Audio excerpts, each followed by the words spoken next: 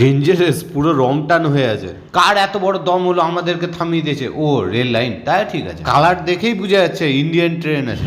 এবার চলে এসেছি আমরা ফাইনাল ডেস্টিনেশন। কেউ ছোট মনে করবা না, এখানে সেই জিনিস পাওয়া যায় খেতে যা লিবিলে, বন্ধু পয়সা দিবে যা খাওয়াবে। Heavy tasty. এটা হচ্ছে সেই জিনিসটা, এটার নাম হলো ধনা পাতার পাকোড়া।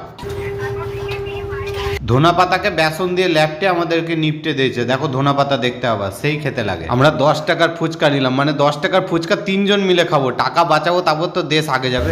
এই আস্তে কন্ট্রোল, এখনই পড়ে যাবে। হ্যাঁ ভালো আছে, কি বলছিস তুই?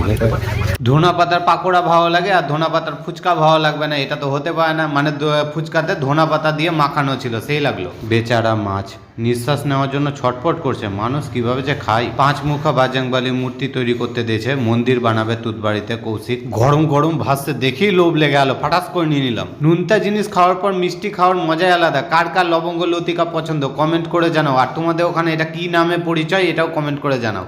এখানে ভিডিও শেষ করলাম, দেখা হবে নেক্সট ভিডিও।